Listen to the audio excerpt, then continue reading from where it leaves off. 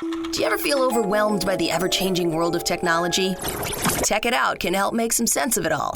Breaking down geek speak into street speak, technology columnist, author, and TV personality Mark Saltzman covers consumer technology each week for every listener.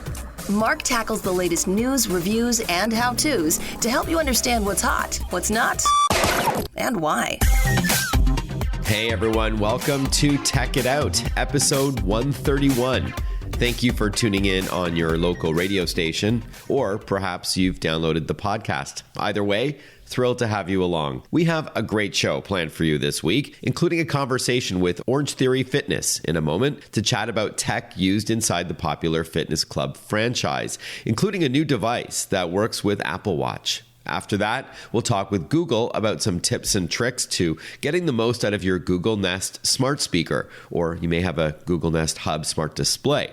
No doubt you'll learn something new there. And we're going to also talk with Bellhops this hour. Bellhops is considered the Uber for moving companies. We're going to learn how it all works. All of this and more coming up on this week's Tech It Out, powered by Asus. All right, let's kick things off. It wasn't too long ago, exercising and technology sounded like mutually exclusive pastimes. And then we started to buy things like Fitbits and Apple Watches to give you more info on your workouts and to help motivate you as well. And now major fitness chains like Orangetheory Fitness are leveraging technology in a big way, including support for Apple Watch, as you'll soon hear, as we have Kevin Keith on the line. He's the Chief Brand Officer at Orangetheory Fitness. Welcome to the show, Kevin. Thanks, Mark. Appreciate it. Thanks for having me on. Now, before we talk a little tech, tell us a bit about Orangetheory Fitness and how it may be different than other fitness clubs or gyms out there. Sure. Yeah. Orangetheory is not your cookie cutter gym or one size fits all workout program. We're a boutique fitness concept. We make it simple to get more life from your workout using our unique trifecta of what we call science, coaching, and technology to give people more energy, more drive, and more health for almost 1 million members around the world. So in short, Orangetheory is all about getting people results, and it's very much focused on the science and the technology to help you get there.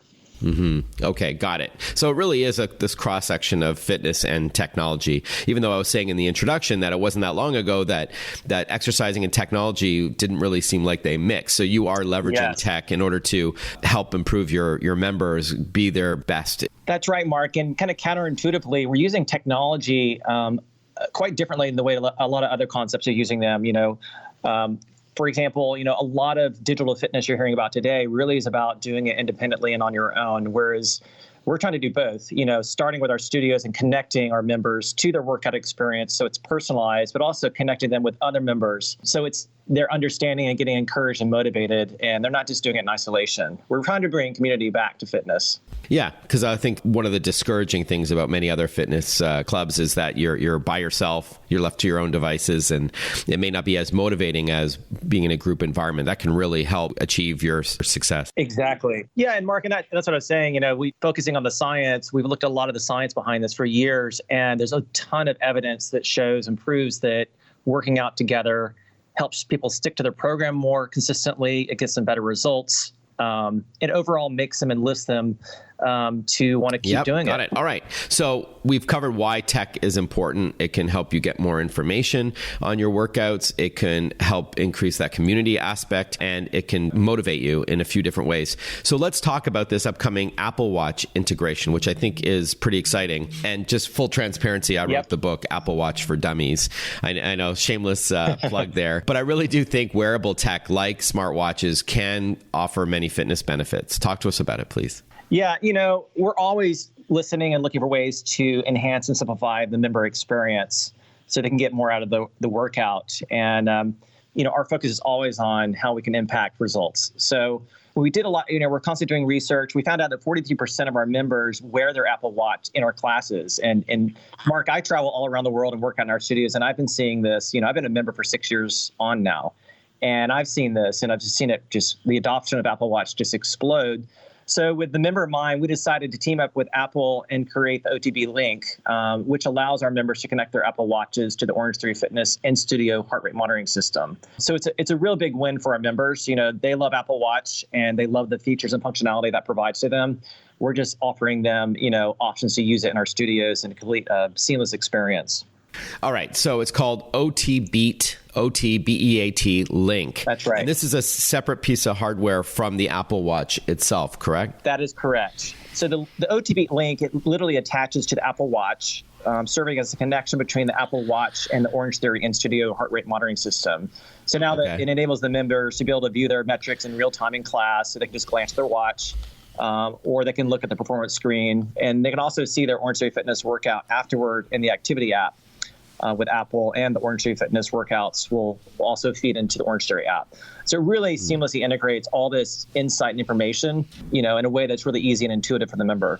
Okay, and is this something that you can't do with an app? So I get this. I understand what it does. Like, is there a reason why you can't have your members download an app that connects to your system? No. So it's basically, if you look at all of our 1,300 studios, they're all fitted with our proprietary heart rate monitoring system, which utilizes ANT technology. So I don't want to get into the nitty gritty there, but Apple uses Bluetooth. So what this does, the link actually translates all that data so it can actually go right into the watch. So it's a way to really elegantly simplify the two different technologies in a way that to the member, it bridges that connection in our studios. Okay, got it. And does it add any more bulk to the wristwatch, or is it pretty small? Because since this is radio, what does the OTB link look like? Yeah, it's very small. So, I know we're just audio here, but if you can imagine, just slip it onto the Apple Watch band, and it's very elegantly designed. You don't even feel it when you put it onto the watch band. And it's about the size of, a very small Band-Aid, be able to minor cut. So literally in terms of the width, it's very small, and it just slips right on there. And then when you take it off, you can put it into a charging case that looks similar to what the Apple AirPods look like to recharge it. So when you're on the go, it's easy to recharge and to make sure you don't lose it. And just to be clear, Kevin, this only works with Apple Watch, not like a Samsung smartwatch or a Fitbit Versa smartwatch or anything like that. That's right. Okay. So do the members have to purchase this OTB link, or do they rent it? Do they get it for free? I know it's not available just yet, if I'm not mistaken. So what's the plan there? Yeah. So right now, our first two studios to roll it out are in New York City. It's our Soho location and Astor Place. And you might be aware we announced that in December. And throughout this spring, we'll be rolling out to other studios across the world. But what the member will do is they'll sign up for the Premier Plus membership. It's a new membership type that we've created that includes the Apple Watch, the OTB link for Apple Watch. And it also comes with some additional benefits to the member to enhance the member experience. But they will have to purchase that through the Premier Plus membership. Okay. After that period, so after the spring and later this year, if you have an Apple Watch already, you just want to simply buy the OTB link, that option will be made available to you as well, just to purchase the standalone link. Okay, so you wouldn't need a watch in that case? No, if you already have a watch, you can just simply buy an OTB link. Yep. But for now, what we're doing is we're offering a program that is bundled with the Premier Plus membership. So you get the enhanced membership package, which gives you unlimited access to our studios and all sorts of benefits, and also gives you the link is included into the price. So, and also we offer the Apple Watch for purchase as well, of course. We're chatting with Kevin Keith, Chief Brand Officer at Orangetheory Fitness. You're based in Florida, correct? Is it Boca Raton? That's correct. We're based in Boca Raton, Florida, our world headquarters. We started in 2010 in Fort Lauderdale, and due to our rapid growth, we moved up to Boca a few years ago and have our global headquarters here. We're chatting about the OTB link, which works with Apple Watch to increase personalization, motivation, and encouragement for Orangetheory Fitness members. What, though, happens if you're not that tech savvy? I mean, I guess the assumption, Kevin, is that if you're savvy enough to have an Apple Watch, which you really don't need to be that savvy to use, then you should be able to use this new accessory. Absolutely. It's incredibly simple. And, what we love about Apple, in terms of shared values, and Orangetheory prides itself on making it easy to come into our studios to work out and to follow the program. We joke internally about being the Apple of fitness, keeping it simple. Well, of course, Apple being Apple and creating that moniker, the Apple Watch is intuitively simple. And I think with each series, each generation, they keep releasing and upgrades to the software. It gets ever more intuitive for the owner of the Apple Watch. So to add the OTB link, it's simply just pop it on, turn it on, and go. It's really, really simple. Okay. And again, you did specify that this was a an Apple exclusive partnership.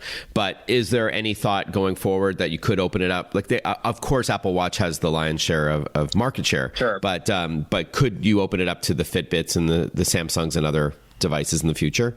Right now, our focus is on supporting the need, which is Apple Watch. And that's what our members have, resolutely told us. So, Sure. But we will always keep our eyes and ears out for what the members are asking for. But at the moment, their focus is on Apple Watch, and our focus has been really intent on really leveraging Apple technology to enhance the member experience and exceed their expectations. All right. So with that in mind, is there a website where we can learn more about the OTB link and your work with Apple? And when will it roll out nationally? Sure. Just go to orangetheoryfitness.com, or if you're in Canada, orangetheoryfitness.ca, and you'll find out more information about it. There's a ton of articles that are out there right now circulating. We have a lot of that content and information on our website. It's rolling out in the spring of 2020. So starting shipments in early March, April. Look for it this spring. All right. Kevin Keith from Orangetheory Fitness, thank you very much for your time. Sounds great. Hey, thanks, Mark. It's always a pleasure. When we return on Tech It Out, we're going to talk with Google about getting the most out of your smart speaker. But first, this show, Tech It Out, is powered by ASUS, the company that creates technology for today and tomorrow's smart life, including its line of award-winning laptops, desktops, monitors, smartphones, smartwatches, tablets, and more. For those in search of incredible, visit asus.com/US/radio. That's asus.com/US/radio. We'll be right back. Listen to Tech It Out whenever you want. Find the Tech It Out podcast at iTunes or wherever you get your podcasts.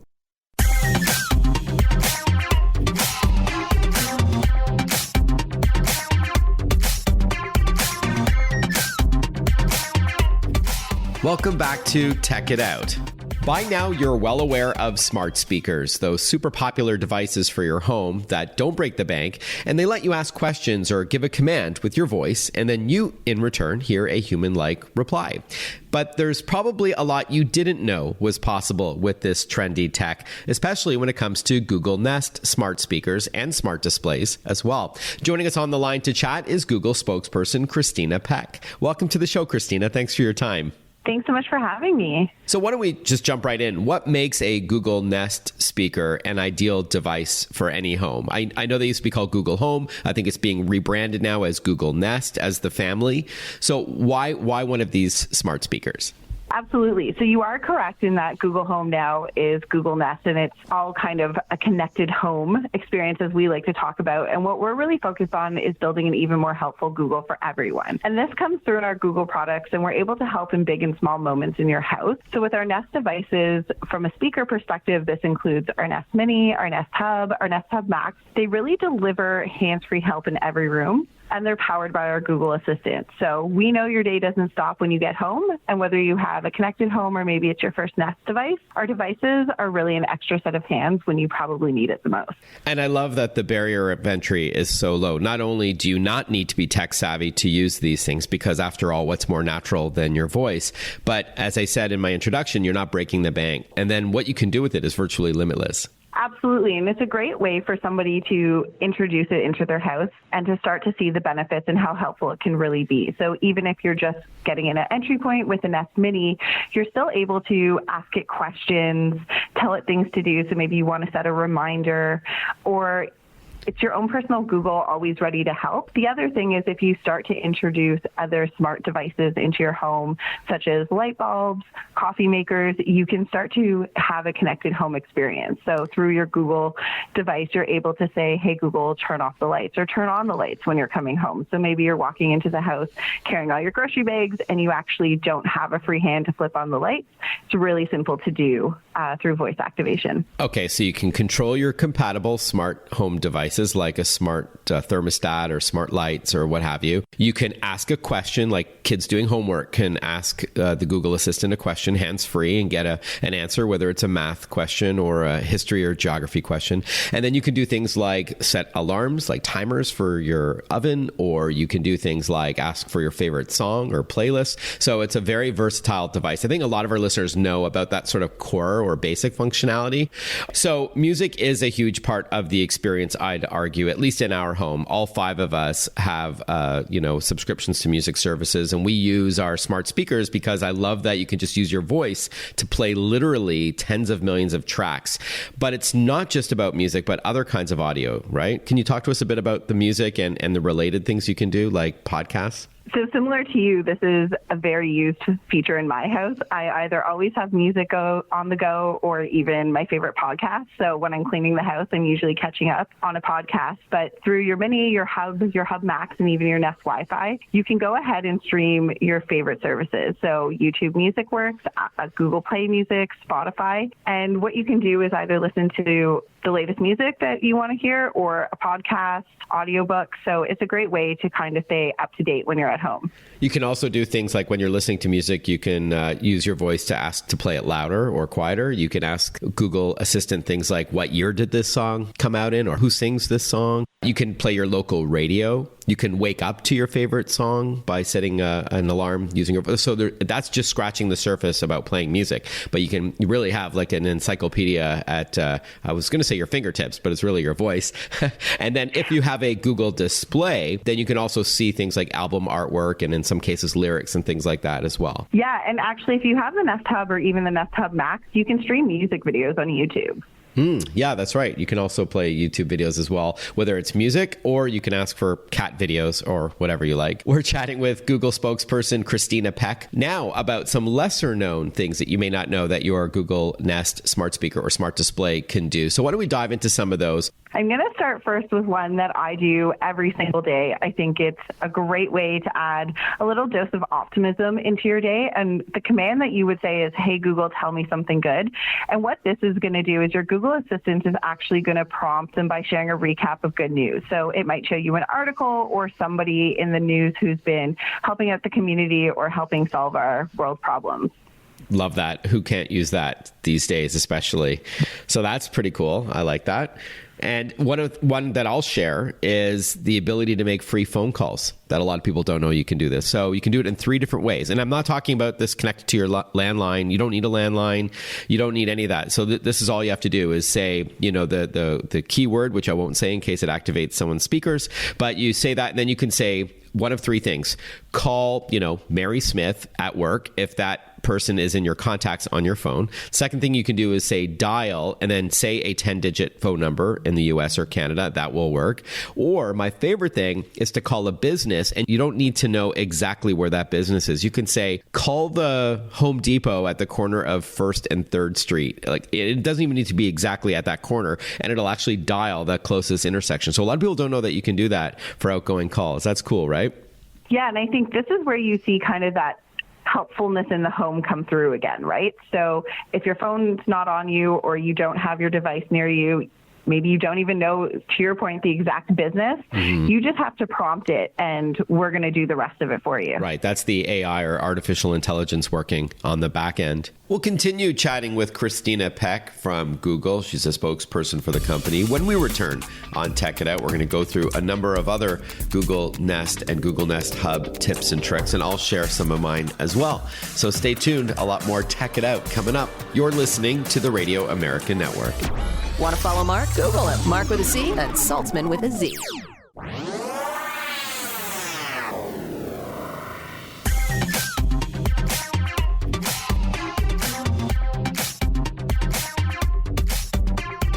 Breaking down geek speak into street speak. This is Tech It Out. Tech It Out with technology columnist, author, and TV personality Mark Saltzman. Welcome back to Tech It Out, everyone. Hope you're having a great weekend. If you are listening to this, that is on a radio station that airs it on a Saturday or Sunday, and 88 stations do across the United States. But you also may be listening on demand any time of the week and in any country around the world if you're tuning into the podcast. So thank you for downloading and or subscribing to Tech It Out. We're chatting with Christina Peck from Google. Her and I are sharing some of our favorite tips and tricks to getting the most out of your Google Nest smart speaker or Google Nest Hub smart display. What are some of your other lesser known features of a Google Nest device? So I'm going to give another one that I think is really great for parents. So the Hey Google, talk to my story time command. And if you're not familiar with this, what it's going to do is for parents or family members who maybe are traveling a lot or just simply can't be there in person for your bedtime routine or whenever your story time is with your children, it allows you to still be a part of that experience. So you're going to simply pre-record your favorite stories, and then your loved ones will be able to play it back at home. So if you have grandparents that don't live in the same city or you don't see as often, but this is something that your children look forward to, or you happen to be traveling for work, by just saying, hey, Google, talk to my story time, your child's able to hear back your recorded story. Love that. That's great. Another one that I'll share is if you can't find your phone, you can say, okay, blank, or hey, blank, where's my phone? And if it's stuck in the couch cushions, it'll actually make it ring nice and loud so you can find it. And speaking of finding things, not only can you set reminders such as, hey, blank, at 8 p.m. tonight, remind me to call mom. You can also have your speaker remember things for you. So you can say, hey, blank, or okay, blank, remember that my passport is in the small drawer in the kitchen. And then in the future, as you're getting ready to go to the airport and you're frantically turning your home upside down to try to find your passport, all you have to do is ask your smart speaker where you put it, and she will remind you where you put it because you've told her to. That's a pretty cool feature a lot of people don't know about. Yeah, that's called our memory aid. And I think with that one particularly, once people find out about it, they're using it more often than I think they probably would have expected themselves to. So I use it quite regularly to find my car keys. When you come home with a lot of bags, you're probably just throwing it all down. So when you're leaving the house the next morning in a rush, instead of having to turn everything upside down, I will just set myself that little memory aid reminder. And then I will ask Google where it is. The only caveat is make sure you don't leave any really sort of sensitive information on their speaker. Like if someone, heaven forbid, broke into your home and said, okay, blank, what's the combination to the safe? You don't want your speaker to announce it to someone that you don't want to hear it. So just a funny sort of side note that popped into my head. But yes, I love that reminder feature. Any other tips and tricks for those listening who own a Google Nest speaker or smart display? I have one more that actually just launched not too long ago, and it's called Interpreter Mode. So again, it's powered through your Google Assistant, but it allows it to be your personal translator. So if you maybe have grandparents who speak another language or a family member who isn't well-versed in English and you're living in Canada or you're living in an English-speaking country, it allows you guys to still communicate. So simply by saying, hey, Google, be my blank interpreter, there's 44 different languages that you can insert there. So if I wanted Italian, I would say, hey, Google, be my Italian interpreter. It would then, I could speak English to it and interpret it to Italian for my nonna, per se. Oh, I love and that. She would speak back in Italian and it would say it to me in English. So it allows us to communicate in a really effective and meaningful way so we can have more in-depth conversations even if there is a language barrier. I think that's fantastic. So that's obviously similar to the Google Translate app that I know a lot of travelers use. So this is, just to be clear, the two people who may have a different mother tongue would be in the same room as the speaker, right? It's not to be used like Absolutely. Because it's powered on your Google Assistant, if you're using it at your home, you would most likely probably be using it on your Nest speaker, but you can also use it on your Pixel. So if you were traveling to another country or city where the mother tongue isn't yours, it's an opportunity to be able to communicate with locals. Mm-hmm. I guess one last tip that I'll suggest, another sort of aha one, is something called routines, which I think is fairly new.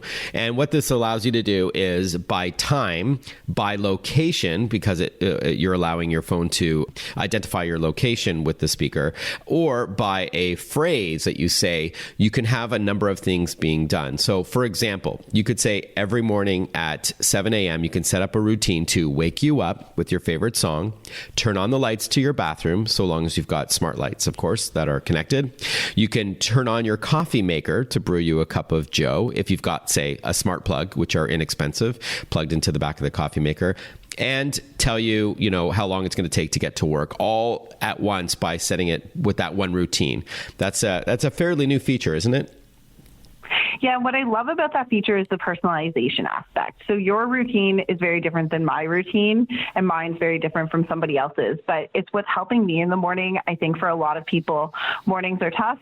if you have kids, I hear it's a little bit harder to get everybody going and everything done. So it's a really easy, efficient way for Google Assistant to be that extra set of hands when you probably need it.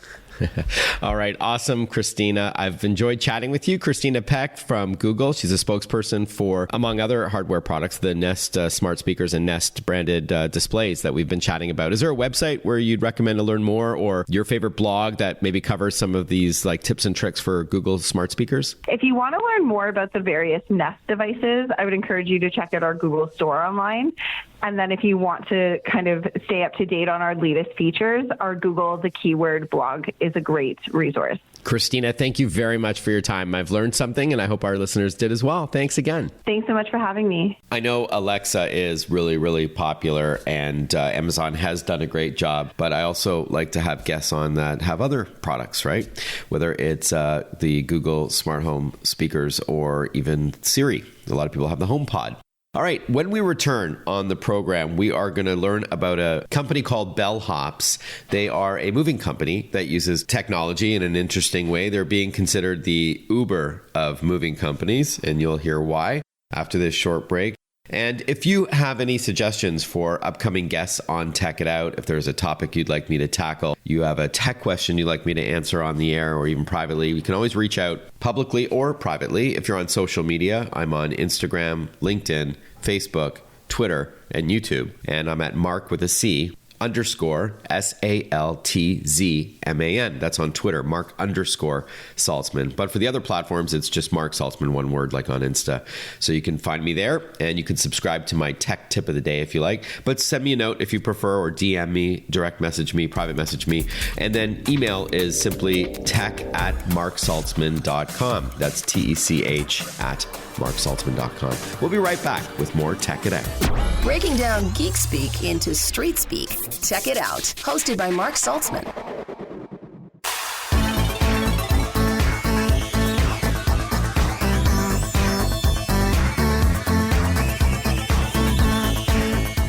Welcome back to Tech It Out, which is powered by ASUS, the title sponsor on this program, creating technology for today and tomorrow's smart life. Simply visit asus.com/US/radio for info on all their awesome products. That's asus.com/US/radio. It's being dubbed the Uber for moving companies. Bellhops is America's fastest growing moving company, perhaps because, in part, they're shaking up this space with a tech-based platform. Joining us on the line to tell us all about it is Kyle Miller. He's the Director of Communications at Bellhops. Welcome to the show, Kyle. Thanks, Mark. I appreciate you having us on here. We might be the only moving service that can actually come onto a tech-oriented show and actually talk about technology.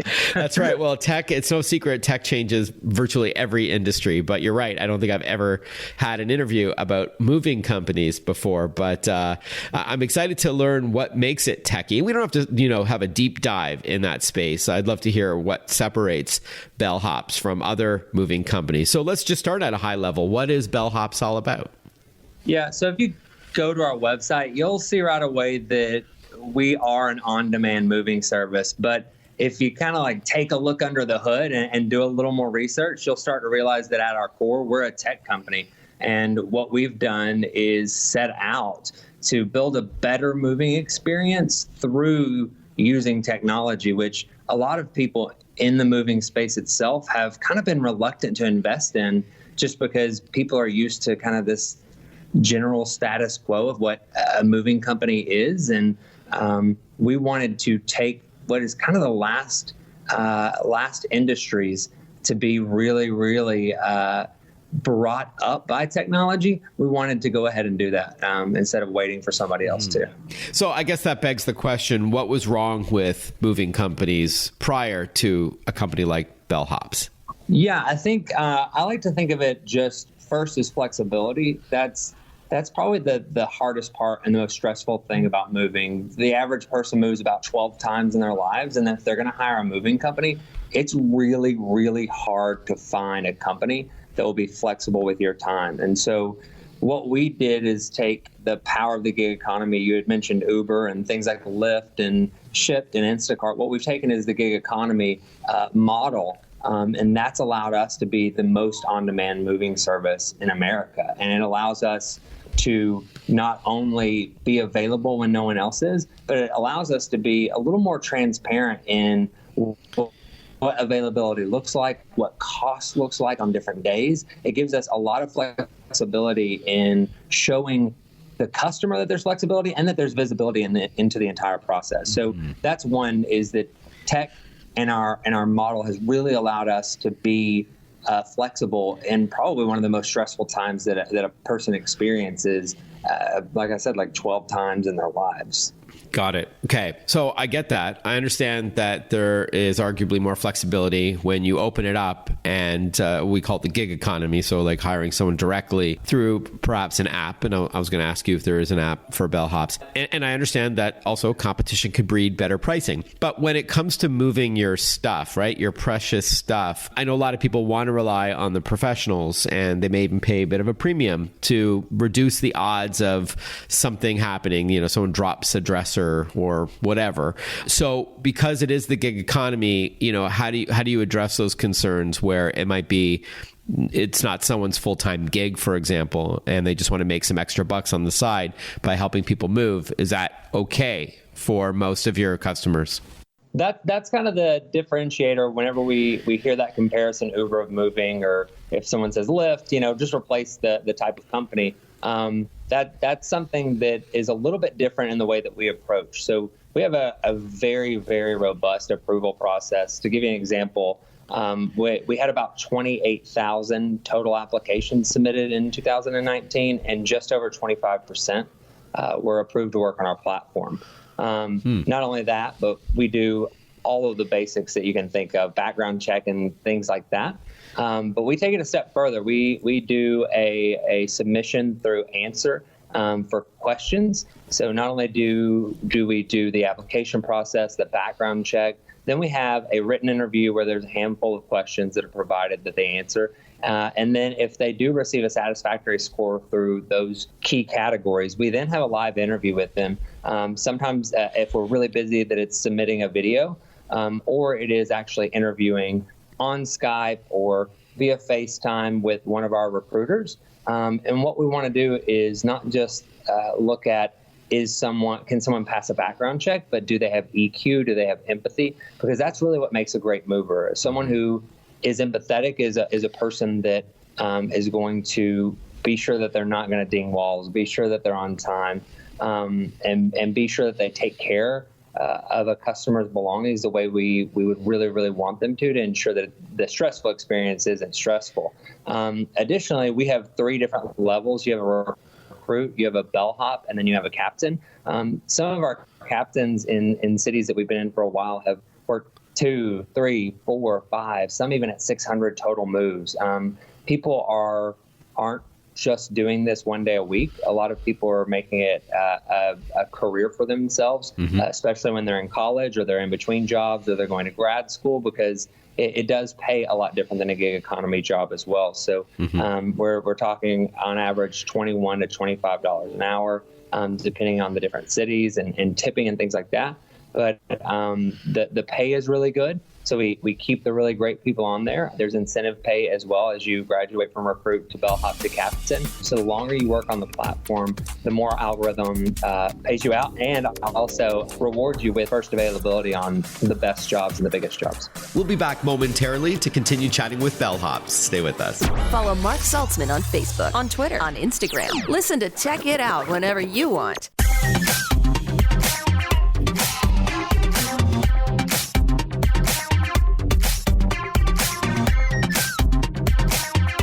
We're chatting with Kyle Miller, Director of Communications of a company called Bellhops, billed as the Uber for moving companies. When you book it, you can get an estimate based on how big your house is, if you want them to help pack it up, or do you have to do all the packing yourself? How do you get that quote? Yeah, so that's a good question. We get asked a lot about a consumer app. And so we are currently building a consumer-facing app. Our services have widened, and labor services, moving services, we move nationwide. We can move from Seattle to Miami. We have packing services, and those services are actually expanding a lot in 2020.